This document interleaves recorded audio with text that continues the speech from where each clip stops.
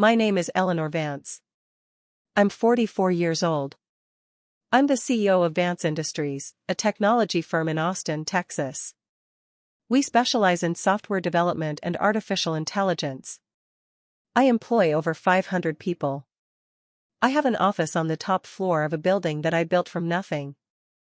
I have a corner office with windows that look out over the city, a desk that was handmade by a craftsman in Vermont, and a nameplate that says Chief Executive Officer in letters that are small enough to be humble but large enough to be read from across the room. 7 years ago, I was a different person. 7 years ago, I was a woman who had given up her career to support her husband. I was a woman who believed that love meant sacrifice. I was a woman who thought that if she was good enough, patient enough, selfless enough, the man she loved would stay. I was wrong. 7 years ago, my husband, Mark, left me for a younger woman. He was 38. I was 37. She was 24. She was his assistant at the marketing firm where he worked.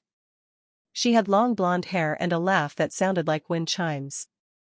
She wore clothes that fit her the way clothes fit someone who has never had to worry about money, about time, about the life she was supposed to be building. Mark told me on a Tuesday. I remember because Tuesdays were the days I went to the grocery store, the days I planned the meals for the week, the days I made the list of things we needed to make our life work. I was standing in the kitchen, looking at the calendar, trying to figure out when we could have his parents over for dinner. He walked in.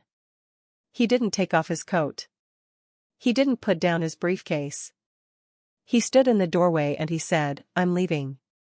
I looked at him. I looked at his face. I looked at the man I had loved for 15 years. I looked at the man I had supported through graduate school, through the early years of his career, through the nights he came home late and the weekends he worked and the dreams he was chasing. "What?" I said. "I'm leaving. I'm moving out." He stopped. He looked at his hands. He looked at the floor. He didn't look at me. "I'm seeing someone else. I have been for 6 months. And I can't do this anymore." I sat down. I sat down at the kitchen table. The same table where we had eaten breakfast for 15 years. The same table where we had planned our wedding, our honeymoon, our future. The same table where I had sat every morning, drinking coffee, waiting for him to come home. "Who?" I asked. "Her name is Jessica. She works at my firm." He stopped. He didn't finish. "She's 24, I said. "She's young. She's pretty. She's everything I'm not." He didn't answer. He didn't need to. The silence was enough. I sat at that table. I looked at the calendar on the wall. I looked at the meals I had planned for the week. I looked at the life I had built around a man who was already gone. "Where will you go?" I asked. "I have an apartment. I've had it for 3 months. I was going to tell you sooner, but I didn't know how." I nodded. I didn't cry. I didn't scream. I didn't do any of the things I had imagined doing in the moments when I knew something was wrong, when I felt him pulling away, when I told myself I was imagining things, that he loved me, that he would never leave. "Okay," I said. "Okay." He looked at me. His face was confused. "That's it? You're not going to fight for us? You're not going to ask me to stay?" I looked at him. I looked at the man who had been my husband for 15 years. I looked at the man who had been sleeping with his assistant for 6 months. I looked at the man who had already moved into an apartment, who had already made his decision, who was standing in our kitchen asking me to fight for something he had already thrown away. "No," I said. "I'm not going to fight for someone who has already left." He stood there for a moment. He looked like he wanted to say something else. He opened his mouth. He closed it. He turned. He walked out the door. I heard his car start. I heard him drive away. I sat at the kitchen table, in the house we had bought together, in the life we had built together, and I didn't cry. I didn't cry for 3 years. Before I tell you what happened next, before I tell you how I went from a woman who had given up her career to support her husband to the CEO of a company where he begged for a job, I need you to understand who I was before that day. I need you to understand the woman I was before Mark left, and the woman I became after. If you've ever been left by someone you thought would always be there, drop a broken heart in the comments. And tell me where you're watching from. I want to know who else has been where I was. Let me take you back. To a small apartment in Austin. To a woman who thought she knew what love was. To the beginning of a story I didn't know I was writing. I met Mark when I was 22. I was in graduate school, studying computer science. He was in business school. We met at a party thrown by a mutual friend. He was handsome in the way that ambitious men are handsome, sharp jaw, bright eyes, a smile that said he knew exactly where he was going. I was not the kind of woman men noticed. I was smart. I was driven. I was the kind of woman who stayed in the library on Friday nights, who finished her thesis a semester early, who had a plan for her life that didn't include a husband. But Mark was persistent. He called.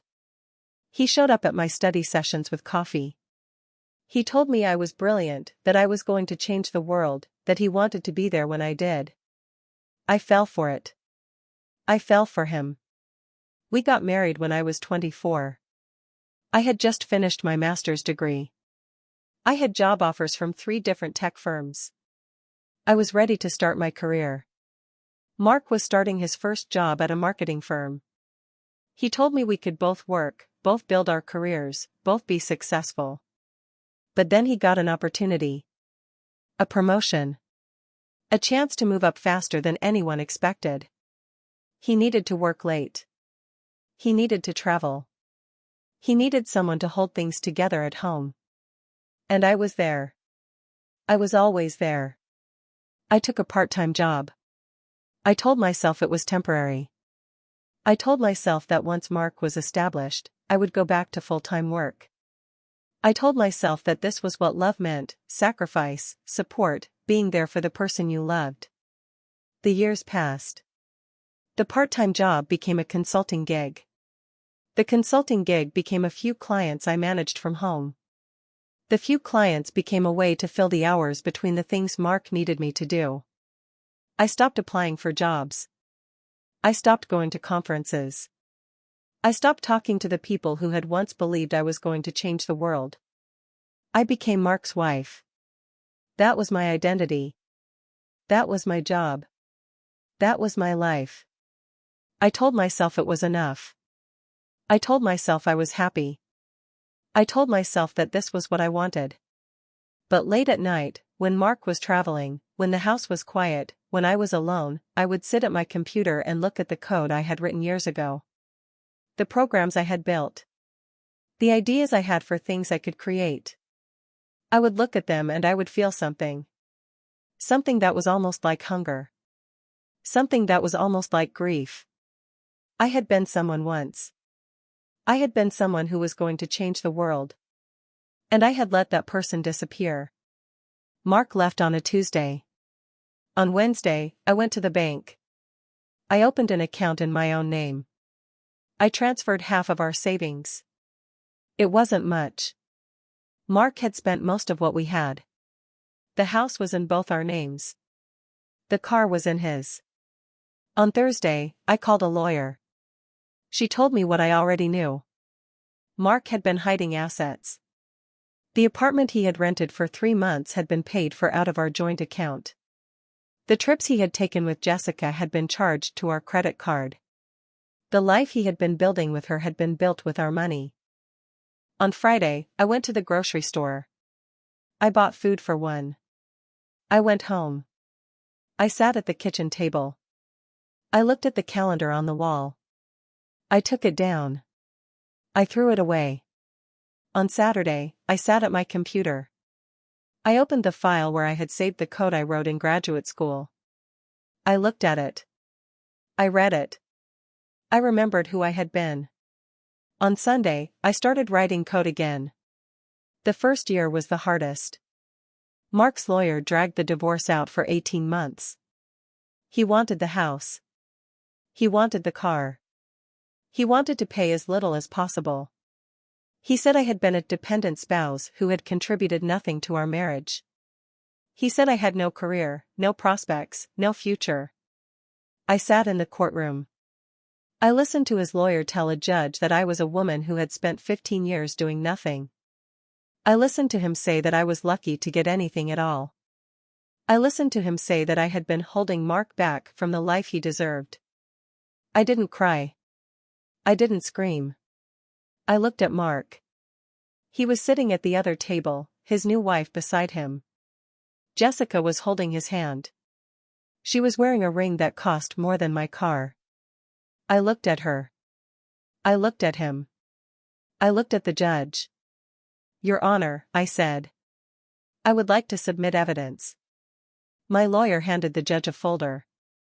Inside were emails, bank statements, credit card receipts, proof that Mark had been hiding assets, proof that he had been spending our money on his affair, proof that he had been planning to leave for months. The judge read the file. He looked at Mark. He looked at me. Mrs. Vance, he said. You will receive the house. You will receive half of the assets, including the assets your husband attempted to hide. You will receive alimony for 5 years. And Mr. Vance will pay your legal fees. Mark's face went white. Jessica's hand tightened around his. I looked at them. I didn't smile. I didn't feel anything. I walked out of the courtroom. I went home. I sat at my computer. I wrote code. The first client came 6 months later. A small startup that needed help with their software architecture. They had heard about me from someone who had heard about me from someone else. They didn't care that I had been out of the industry for 15 years. They didn't care that I was a woman who had been left by her husband. They cared about the code I had written, the ideas I had, the things I could build. I worked from home. I worked from my kitchen table, the same table where Mark had told me he was leaving. I worked late. I worked weekends. I worked until my eyes burned and my fingers ached and I couldn't remember what it felt like to do anything else. The startup grew. They hired more people. They moved into an office. They asked me to come with them. I said yes. I became their lead developer. Then their head of product. Then their CTO. Then, when the founder retired, their CEO. 7 years after Mark walked out the door, I was running the company that had hired me when I had nothing. 7 years after I was told I had no career, no prospects, no future, I had built something that was mine. Something that no one could take away. The company is called Vance Industries now. I named it after myself. After the woman who had been told she was nothing. After the woman who had built something from the ashes of her old life. We have offices in Austin, San Francisco, and New York. We have clients around the world. We have a reputation for innovation, for excellence, for doing things that other companies said couldn't be done. I have a corner office. I have a nameplate that says CEO. I have a team of people who believe in me, who follow me, who trust me to lead them. I have a life that is mine. I don't think about Mark. I don't think about the years I spent waiting for him to come home. I don't think about the nights I sat alone in the house we bought together, wondering what I had done wrong. I think about the woman I was. The woman who thought love meant sacrifice. The woman who let her dreams disappear because she thought they mattered less than his. The woman who sat at the kitchen table and watched her husband walk out the door. I think about her. I feel sorry for her. I want to tell her that she is going to be okay. That she is going to be more than okay. That she is going to be someone he never expected. I don't think about Mark. But sometimes, late at night, when the office is quiet and the city is dark, I wonder what he's doing. I wonder if he's happy. I wonder if he ever thinks about the woman he left, the woman who gave up everything for him, the woman who was never enough. I don't wonder for long. I have work to do. I have a company to run. I have a life to live. And then, 7 years after he left, Mark walked into my office. It was a Tuesday. I remember because Tuesdays were the days I had my executive team meeting. I was in my corner office, looking over the agenda, when my assistant buzzed. "Ms. Vance? There's someone here to see you. He doesn't have an appointment. He says it's urgent." "Who is it?" "He says his name is Mark. Mark Vance. He says he used to be your husband." I put down my pen. I looked at the window. The sun was setting over the city. The sky was orange and pink and purple. The buildings were dark against the light. It was beautiful. It was the kind of beautiful that makes you forget, for a moment, where you are. "Send him in," I said. The door opened. Mark walked in. He was older. His hair was gray at the temples. His face was lined. He was wearing a suit that was too tight, a tie that was too bright. He looked like someone who had been trying to hold on to something that was already gone. He stopped when he saw me. He looked at my office. He looked at my desk. He looked at the nameplate that said Chief Executive Officer. He looked at the windows that looked out over the city. He looked at me. "Eleanor," he said. He stopped. He couldn't find the words. "I'm the CEO," I said. "I have been for 3 years." He nodded. He didn't sit down. He stood in the middle of my office, his hands at his sides, his face pale. "I need a job," he said. "I lost mine 6 months ago. The firm let me go. I've been looking. I've been everywhere. No one will hire me. I heard you were hiring. I heard you were looking for someone with my experience." I looked at him. I looked at the man who had left me for a younger woman. The man who had told me I was holding him back. The man who had tried to take everything I had. The man who was standing in my office, asking me for a job. "You want to work for me," I said. "I need to work. I have bills." He stopped. He looked at the floor. "Jessica left 2 years ago. She found someone younger. Someone with more money. Someone who wasn't," he didn't finish. I sat back in my chair. I looked at him. I looked at this man who had taken everything from me. I looked at this man who was standing in my office, begging for something I could give him. "Why should I hire you?" I asked. He looked at me. His eyes were wet. His face was the face of someone who had been carrying something for a very long time. "Because I have nowhere else to go," he said. "Because you're the only person who might give me a chance. Because I know I don't deserve it. Because I know I don't deserve anything from you. But I'm asking anyway." I looked at him. I looked at the man I had loved. The man I had sacrificed for. The man who had thrown me away. The man who was now standing in my office, broken and alone, asking for something I had given him for 15 years without him ever asking. "I'll think about it," I said. "Leave your resume with my assistant. I'll be in touch." He nodded. He turned to leave.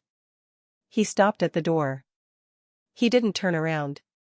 "I'm sorry," he said. "For everything. For what I did. For what I said. For leaving. For all of it." He walked out. I sat in my office. I looked at the window. The sun was gone. The city was dark. The lights were on in the buildings across the street. People were working, living, building their lives. I thought about the man who had just walked out of my office. I thought about the woman he had left. I thought about the years I had spent waiting for him to come home. I thought about the years I had spent building something that was mine. I picked up the phone. I called my head of HR. "Mark Vance just dropped off his resume," I said.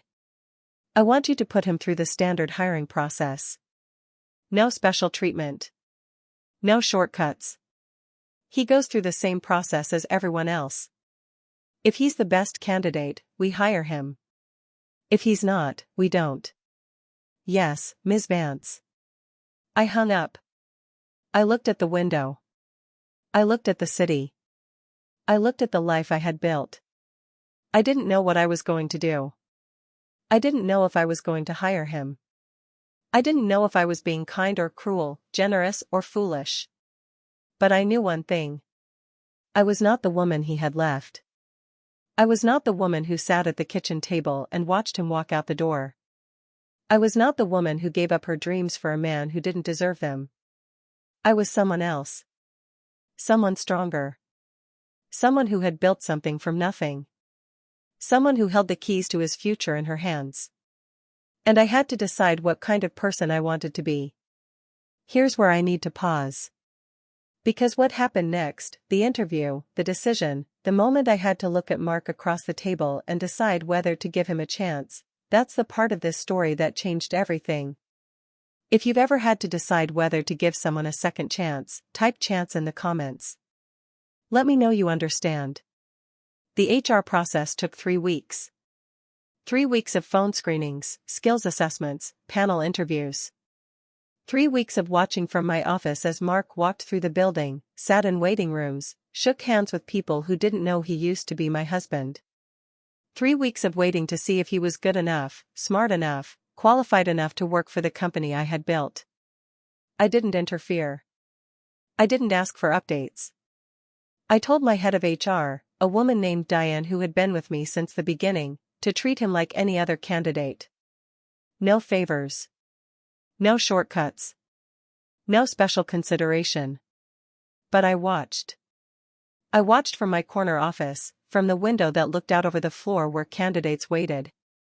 I watched him sit in the chair by the reception desk, his hands folded, his face tight.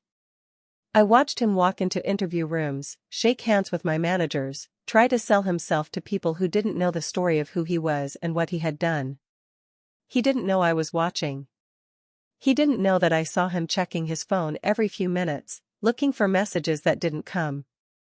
He didn't know that I saw the way his hands shook when he thought no one was looking. He didn't know that I saw the man he had become, older, tired, broken in ways that had nothing to do with the job he was applying for. I should have felt something. Satisfaction. Triumph. The cold pleasure of seeing the man who had left me brought low. But I didn't. I felt something else. Something I didn't have a name for. Something that was almost like sadness. The final interview was scheduled for a Thursday. Diane came to my office the day before. We've narrowed it down to 3 candidates, she said. Mark Vance is one of them. He's qualified. His skills are strong. But he's not the strongest candidate. I looked at her. Who's the strongest? A woman named Priya Singh. She's been working in software development for 12 years. She's got a track record of success. She's sharp. She's driven. She's exactly the kind of person we want on our team. And Mark? He's good. He's not great. He's been out of work for 6 months, and it shows. His skills are dated. His network has dried up. He's not the candidate he was 10 years ago. I nodded.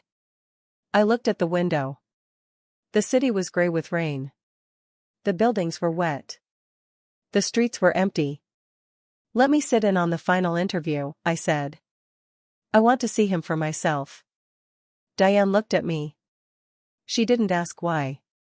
She didn't need to. She had been with me long enough to know that there was a story between Mark Vance and me. She didn't know what it was. She didn't ask. But she knew. Tomorrow at 10 a.m., she said. I'll put you on the panel. I didn't sleep that night. I sat in my apartment, in the dark, looking at the city. I thought about the woman I had been. The woman who sat at the kitchen table and watched her husband walk out the door. The woman who spent 15 years building someone else's life while her own life crumbled. The woman who was told she was nothing, who was treated like nothing, who almost believed it. I thought about the woman I had become. The woman who built a company from nothing. The woman who was respected, admired, feared. The woman who held the keys to her ex-husband's future in her hands. I thought about what I would say to him. What I would ask. What I would decide. I thought about Priya Singh. A woman who had spent 12 years building a career. A woman who was sharp, driven, exactly the kind of person I wanted on my team. A woman who had never been given anything, who had earned everything she had. And I thought about Mark. A man who had been given everything. A man who had taken it all for granted. A man who was now standing at the edge of something, waiting to see if someone would catch him. I didn't know what I was going to do. I didn't know if I was going to be the person who gave him a second chance or the person who watched him fall. I didn't know which one I wanted to be. I fell asleep on the couch, still dressed, still thinking, still waiting for the answer that didn't come. The interview was at 10 a.m. I was in the conference room at 9:45. Diane was there. So was Tom, our head of product development. So was Lisa, our senior HR manager. They looked at me when I walked in. They didn't say anything. They didn't need to. I sat at the head of the table. I put my notebook in front of me. I looked at the window. The rain had stopped. The sun was trying to break through the clouds. At 10 a.m. exactly, the door opened. Mark walked in. He was wearing a suit. A different suit than the one he had worn 3 weeks ago. This one was newer, better fitted. Someone had told him to dress up. Someone had told him this was important.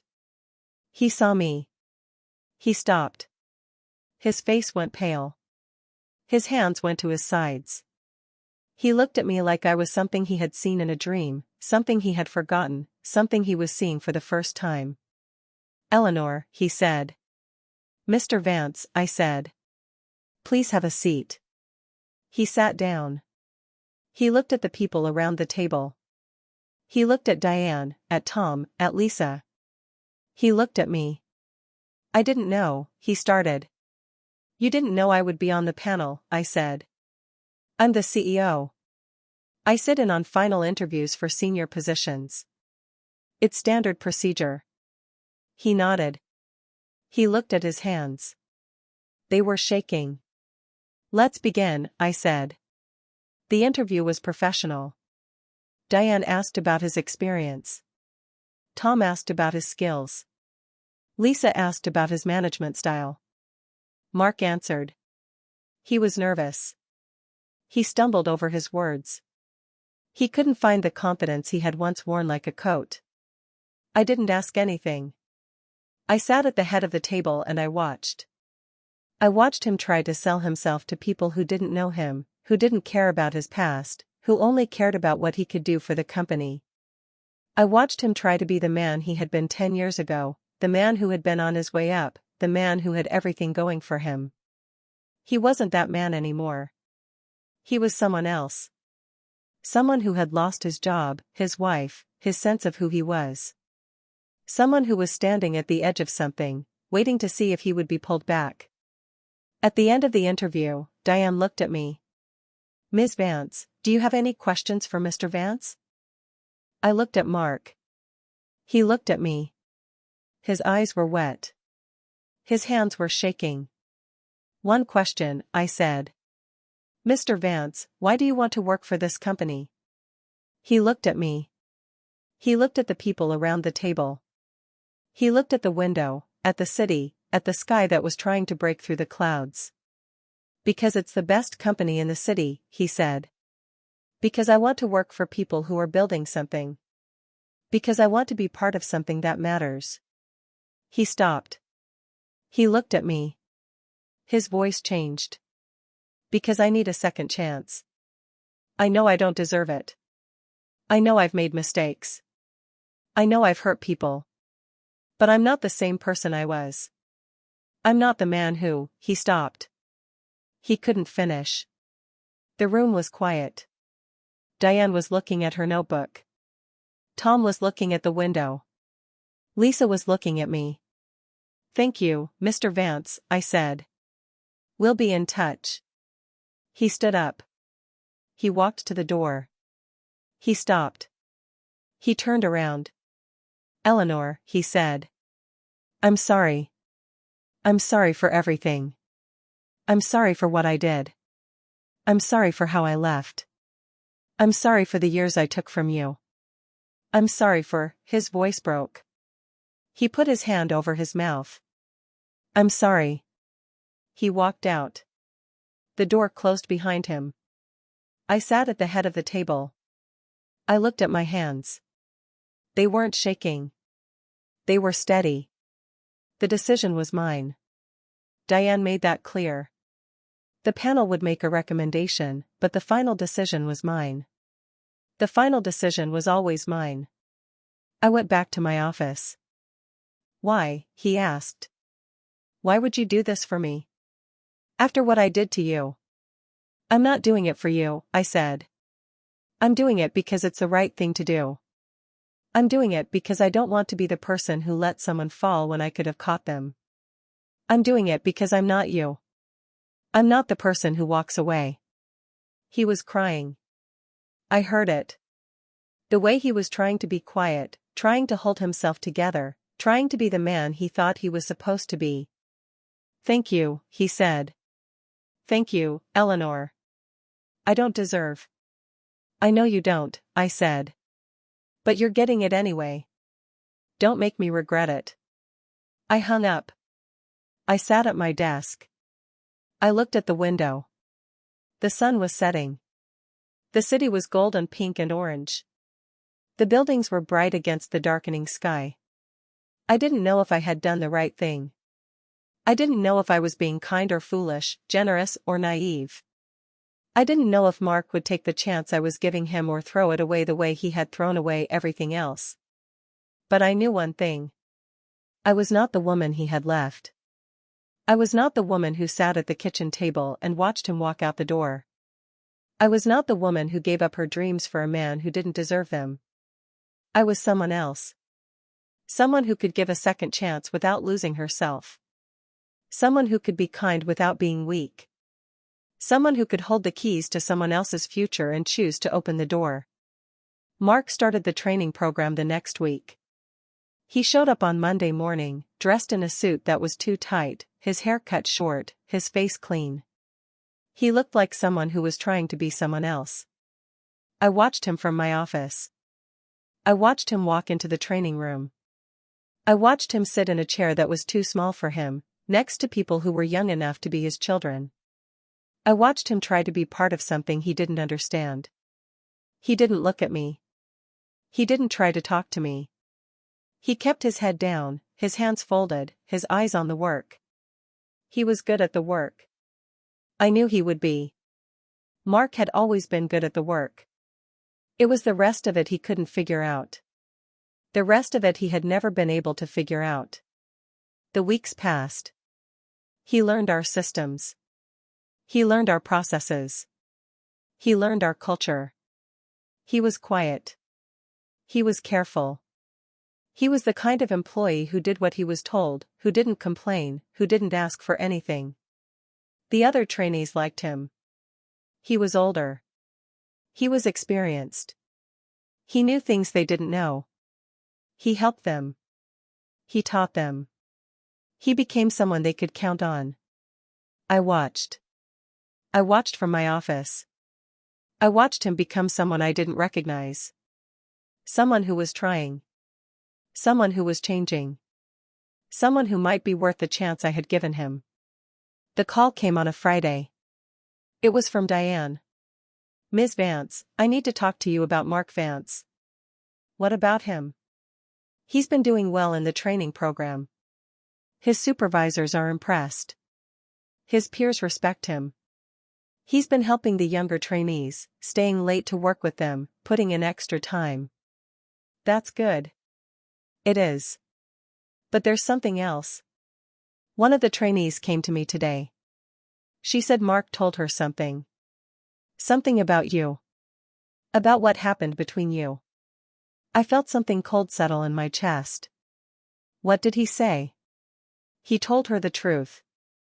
He told her he used to be married to you. He told her he left you for another woman. He told her he was wrong. He told her he's spent 7 years regretting it. He told her he doesn't expect you to forgive him. He told her he's just grateful for the chance you gave him. I sat back in my chair. I looked at the window. The city was gray with rain. The buildings were wet. The streets were empty. "What do you want me to do?" Diane asked.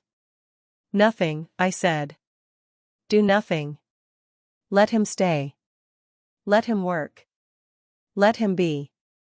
"Are you sure?" I looked at the window. I looked at the rain. I looked at the city that had become my home. "I'm sure," I said. "Let him stay." Here's where I need to pause. Because what happened next, the months that followed, the changes that came, the moment I realized that Mark was not the same man who had left me, that's the part of this story I didn't expect. That's the part that taught me something about forgiveness, about redemption, about the kind of person I wanted to be. If you've ever given someone a second chance and watched them take it, type second in the comments. Let me know you understand. The months after Mark started the training program were strange. Not uncomfortable, exactly. Not painful. Just strange. He was there, in my building, in my company, in the world I had built without him. He walked the same hallways. He rode the same elevators. He sat in meetings in rooms where I had made decisions that changed the course of my life. But he didn't approach me. He didn't try to talk to me. He didn't send emails or leave notes or show up at my office door. He kept his distance. He did his work. He helped the younger trainees. He became someone that people in the building knew, someone that people liked, someone that people trusted. I watched him. I couldn't help it. Every time I walked through the office, my eyes found him. He was always working, always focused, always trying to be better than he had been the day before. He stayed late. He came early. He never complained. He never asked for anything. The training program ended. Mark was offered a permanent position. A junior role. Something that was beneath his experience, beneath his skills, beneath the man he had been 10 years ago. He took it. He didn't negotiate. He didn't ask for more. He just said thank you and started the next Monday. He was good at the job. Better than good. He was the kind of employee that managers dream about, reliable, hardworking, always willing to help. He didn't try to climb the ladder. He didn't try to impress anyone. He just did the work, day after day, week after week, month after month. I promoted him after a year.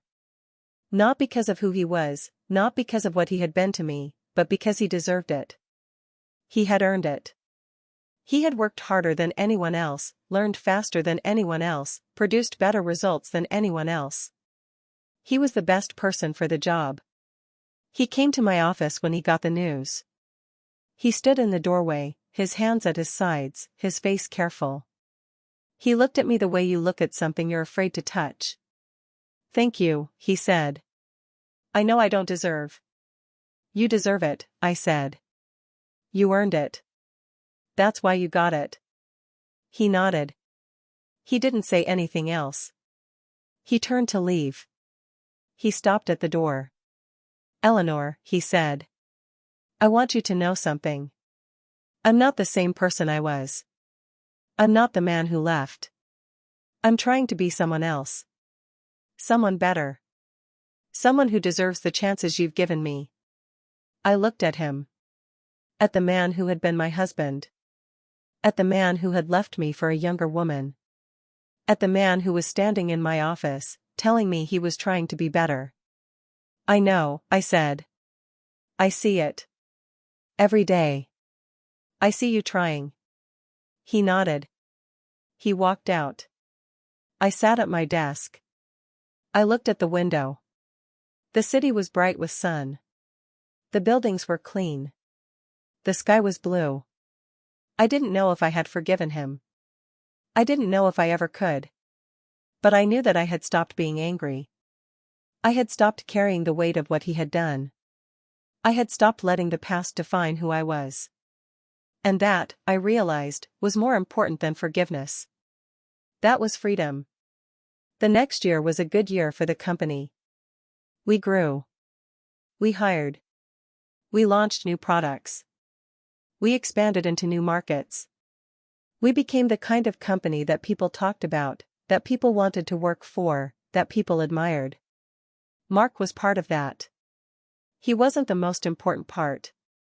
He wasn't the leader, the visionary, the one who made things happen. But he was there. He was reliable. He was someone that people could count on. He started mentoring the younger employees. The ones who were just starting out, who didn't know what they were doing, who were scared of making mistakes. He was patient with them. He was kind. He was the kind of mentor I wished I had had when I was starting out. I watched him with the young woman who had taken the job he had applied for. Priya Singh. She was brilliant. She was driven. She was everything I had been at her age. And Mark helped her. He taught her the things she didn't know. He showed her how to navigate the company. He made her better. She came to me one day, after a meeting. She looked nervous. Her hands were clasped in front of her. Her face was tight. "Ms. Vance," she said. "I want to ask you something. About Mark." "What about him?" "He told me something. About you. About what happened between you." I looked at her. At this young woman who was so much like I had been. At this young woman who was trying to understand something she didn't have words for. "What did he tell you?" "He told me he used to be married to you. He told me he left you. He told me he was wrong.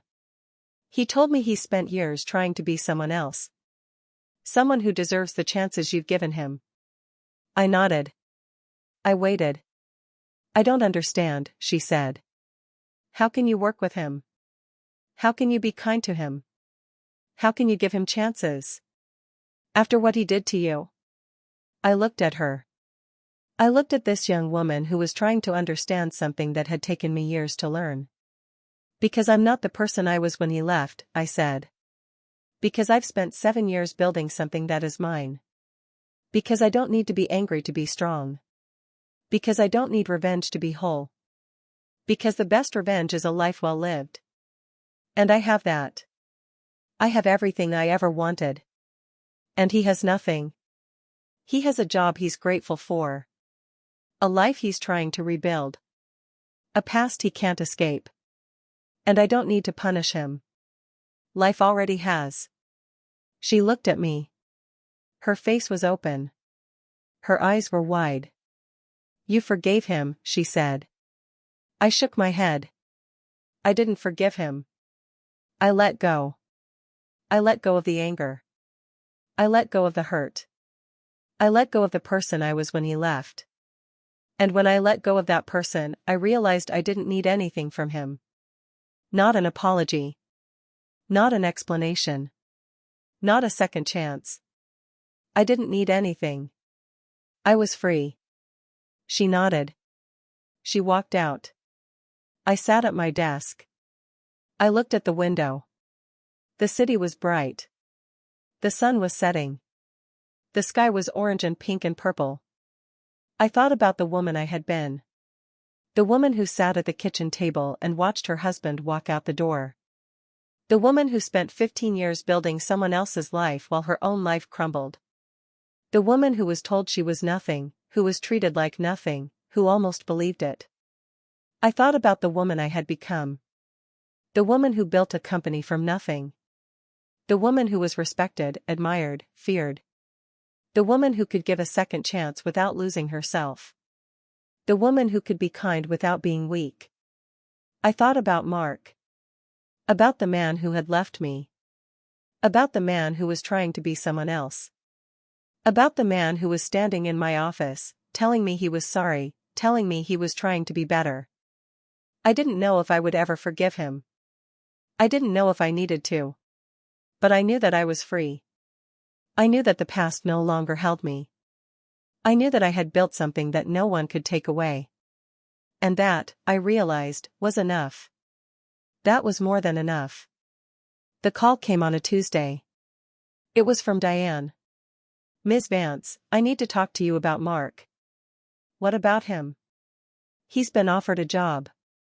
Another company. A competitor.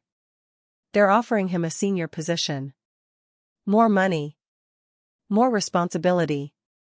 More than we can give him here." I sat back in my chair. I looked at the window. The city was gray with rain. The buildings were wet. The streets were empty. "What did he say?" "He said he wanted to talk to you. Before he makes a decision." I was quiet for a moment. I thought about Mark. About the man who had been my husband. About the man who had left me. About the man who had spent 2 years working for me, trying to be someone else, trying to be better. "Send him in," I said. He came to my office an hour later. He was wearing a suit. A good suit. The kind of suit that someone wears when they're going to an interview. He looked nervous. His hands were shaking. His face was pale. "I heard you have an offer," I said. He nodded. "From a competitor. They want me to run their marketing division. It's a senior position. More money. More responsibility. More than I have here." "That's good," I said. "That's what you wanted. That's what you've been working toward." He looked at me. His eyes were wet. His face was the face of someone who was trying to make a decision he didn't want to make. "I'm not going to take it," he said. I looked at him. I waited. I've been offered jobs before. Since I started working here. 3 other companies. All of them offering more money, more responsibility, more than I have here. I've turned them all down. Why? He looked at the floor. He looked at his hands. He looked at me. "Because I don't want to leave," he said. "Because I don't want to be the person who leaves anymore. Because I want to stay. I want to be here. I want to be part of something that matters. I want to be someone who doesn't run away when things get hard." I looked at him. At this man who had left me 7 years ago. At this man who had spent 2 years trying to be someone else. At this man who was standing in my office, telling me he wanted to stay. "You don't have to stay," I said. "You don't owe me anything. You've paid back whatever debt you thought you owed. You've earned the right to leave." He shook his head. "It's not about owing you. It's about who I want to be. I want to be someone who stays. I want to be someone who builds something. I want to be someone who is part of something that matters." And this, he looked around my office. At the walls, the windows, the building I had built. "This matters. You matter. And I don't want to leave." I sat at my desk. I looked at him. I thought about the man who had walked out of our kitchen 7 years ago. I thought about the man who had spent 15 years taking everything I had to give. I thought about the man who was standing in my office, telling me he wanted to be someone else. "I'm not going to stop you," I said. "If you want to leave, leave. If you want to stay, stay. But don't stay because of me. Don't stay because you think you owe me something. Stay because you want to be here. Stay because this is where you want to be." He looked at me. His eyes were wet. His face was the face of someone who had been looking for something for a very long time. "I want to stay," he said. "This is where I want to be." Mark stayed. He turned down the offer. He kept working, kept helping, kept being someone that people could count on. He didn't ask for anything. He didn't expect anything. He just worked. I watched him. I watched him become someone I didn't recognize. Someone who was patient. Someone who was kind. Someone who was trying to be better than he had been. I thought about forgiveness. About what it meant. About what it cost. About whether I was ready to give it. I wasn't sure. I wasn't sure I would ever be sure. But I knew something. I knew that carrying the anger was heavier than letting it go. I knew that holding on to the hurt was keeping me from something I wanted. I knew that I had spent 7 years building a life without him, and that life was good. But it was missing something. Something I hadn't let myself name. I wanted to be free. Not free of him. Free of the past. Free of the story I had been telling myself about who I was and what I deserved. And the only way to be free was to let go. I called him to my office on a Friday. The end of the day. The office was quiet. The city was dark. The lights were on in the buildings across the street. He walked in. He stood in the doorway. He looked at me. He didn't sit down. "I've been thinking," I said. "About what you said. About wanting to stay. About wanting to be someone who doesn't leave." He nodded. He waited. "I want you to know something," I said. "I don't forgive you." He flinched. I saw it. A small movement, like I had hit him. "I don't forgive you for what you did. I don't forgive you for leaving. I don't forgive you for the years you took from me. I don't forgive you for making me feel like I was nothing. I don't forgive you for any of it." He didn't say anything. He stood in the doorway, his hands at his sides, his face pale. "But I'm not angry anymore," I said. "I'm not carrying the weight of what you did. I'm not holding on to the hurt. I'm not letting the past define who I am. I'm letting it go.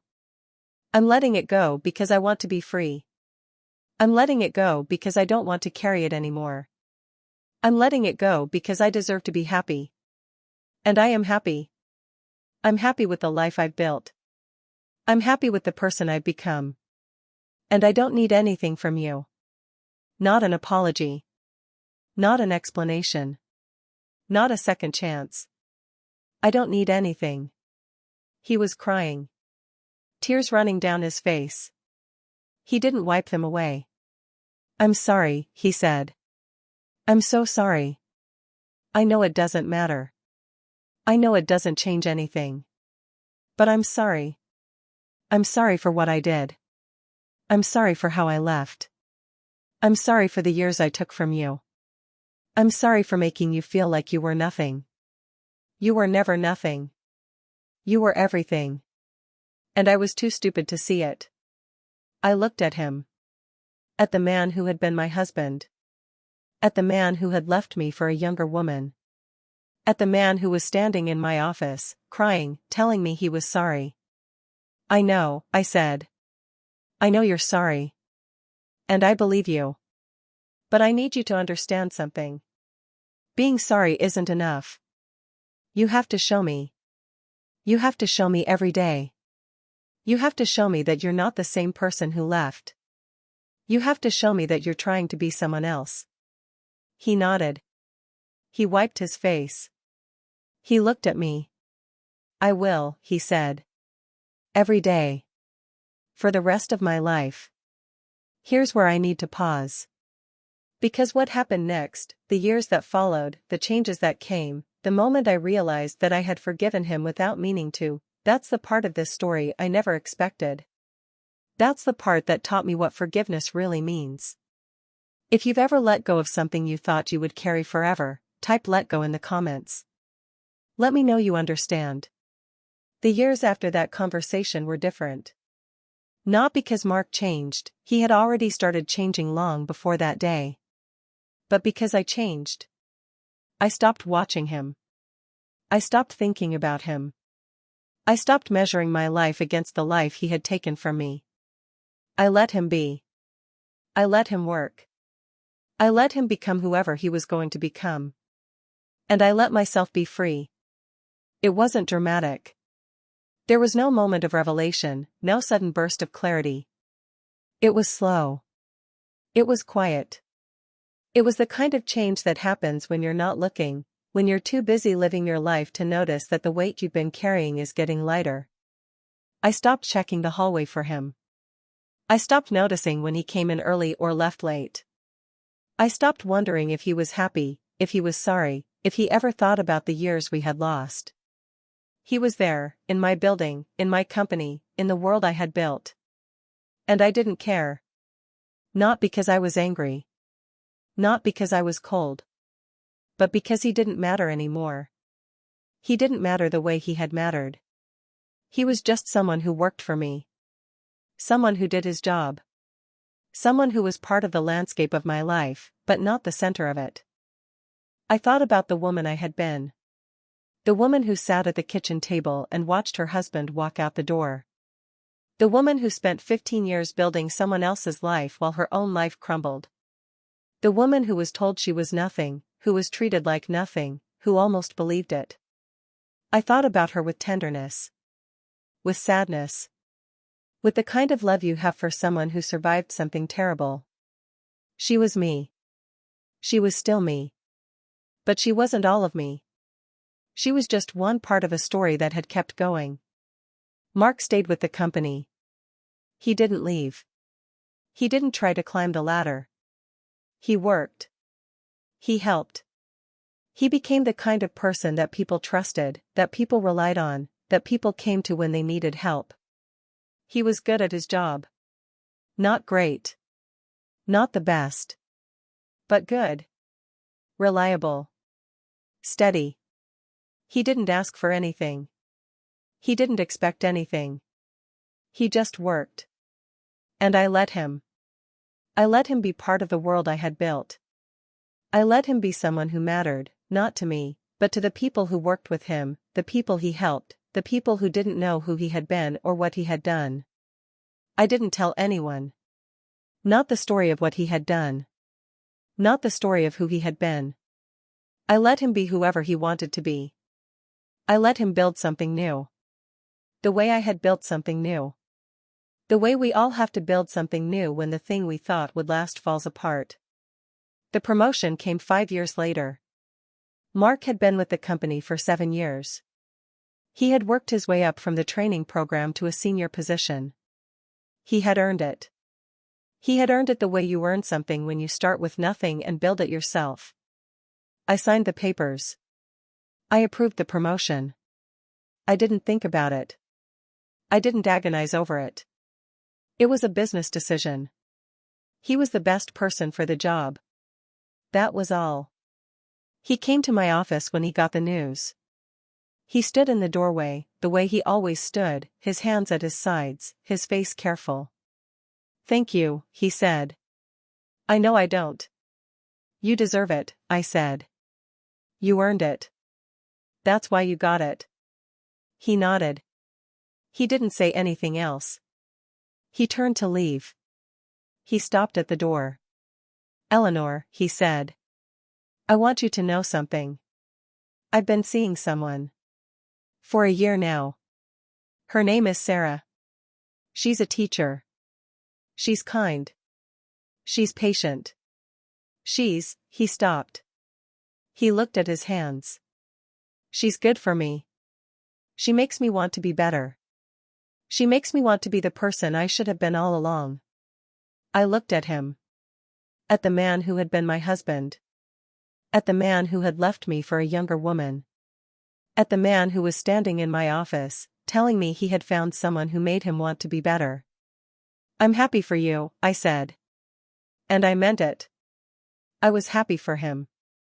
Not because I wanted him back. Not because I still loved him. But because I had let go of the anger. I had let go of the hurt. I had let go of the person I was when he left. And when I let go of that person, I realized I didn't need anything from him. Not an apology. Not an explanation. Not a second chance. I didn't need anything. I was free. He looked at me. His eyes were wet.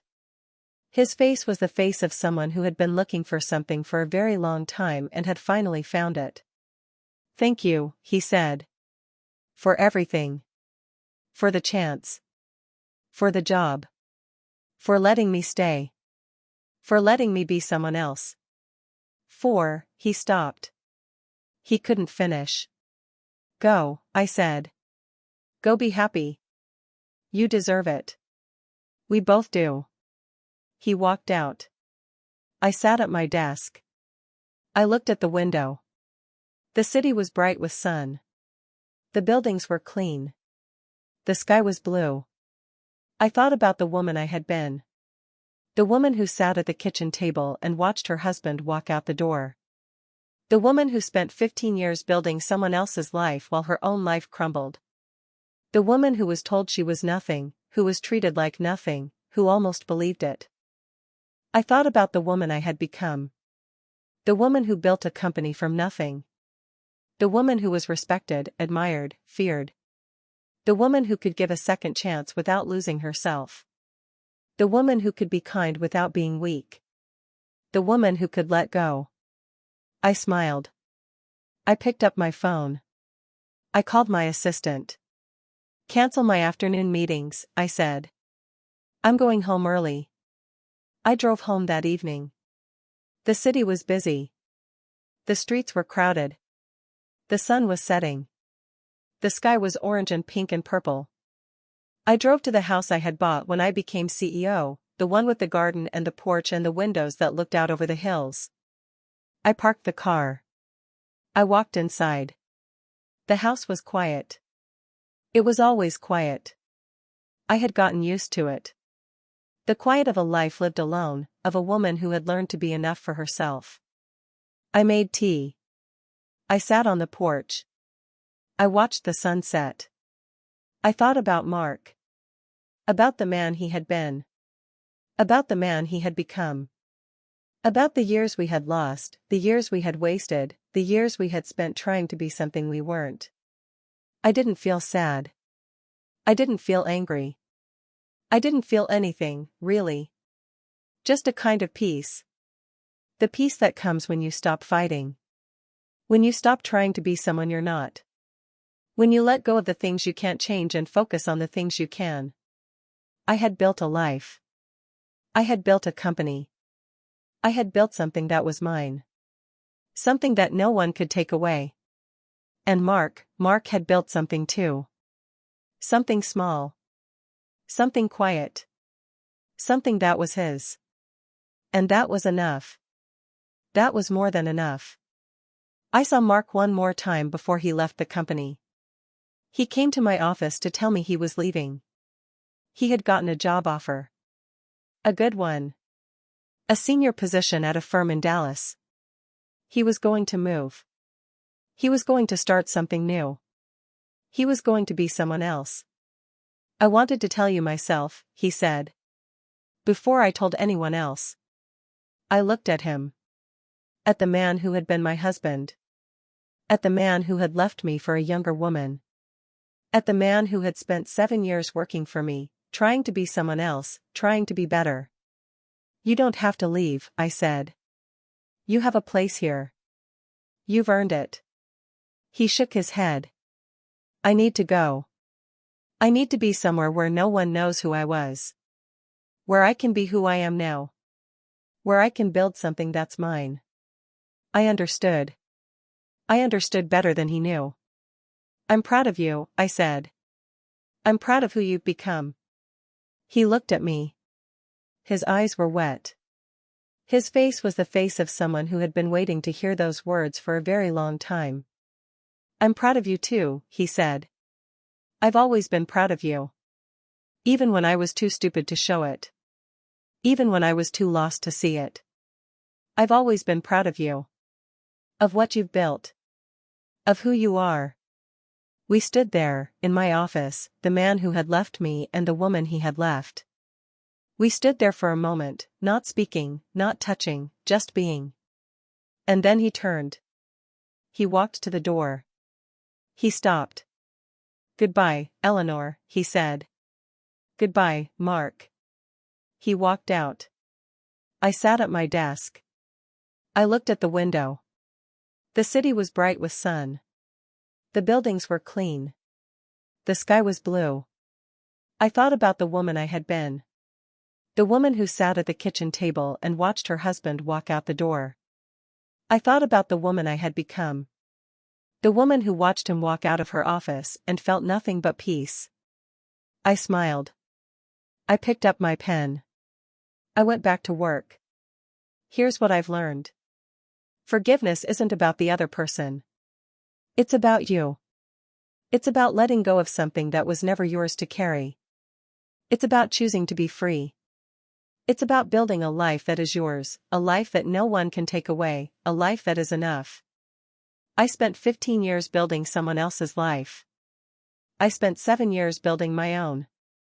And in the end, I learned that the only person who can make you whole is you. The only person who can give you what you need is you. The only person who can save you is you. Mark didn't make me. He didn't break me. He didn't save me. He was just a man. A man who made mistakes. A man who was lost. A man who found his way back, not to me, but to himself. And I was a woman who found her way back too.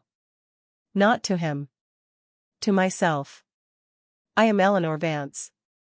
I am 44 years old. I am the CEO of Vance Industries. I built this company. I built this life. I built myself. And I am enough. I have always been enough. I just didn't know it. I think about the woman I was. The woman who sat at the kitchen table and watched her husband walk out the door. I want to tell her something. I want to tell her that she is going to be okay. That she is going to be more than okay. That she is going to be someone he never expected. That she is going to build something from nothing. That she is going to be free. I want to tell her that the best revenge is a life well lived. That the best revenge is not caring anymore. That the best revenge is letting go. I want to tell her that she doesn't need him. That she never needed him. That she needed herself. And that she was always there. She was always enough. I am Eleanor Vance. I am the CEO of Vance Industries. I built this company. I built this life. I built myself. And I am free. If you've ever been left by someone you thought would always be there, if you've ever had to rebuild yourself from nothing, if you've ever wondered if you would ever be whole again, I want you to know something. You will be whole. You will build something new. You will become someone that no one can touch. Not because you forget what happened, but because you choose to be free. You don't have to forgive. You don't have to forget. You don't have to be the person who gives second chances. But you do have to be the person who shows up for yourself. Who fights for yourself. Who builds a life that is yours. And when the moment comes, when you have the chance to let go of the anger, the hurt, the weight of what was done to you, I hope you take it. Not because they deserve it. Because you do. Because you deserve to be free. My name is Eleanor Vance. I built a company. I built a life. I built myself. And I am free. If this story resonated with you, if you've ever had to rebuild yourself from nothing, if you've ever let go of something you thought you would carry forever, leave a comment. Tell me your story. And if you haven't subscribed yet, now is the time. I have more stories to tell. And I want you to be here for them. My name is Eleanor Vance. I am enough. I have always been enough. And so are you.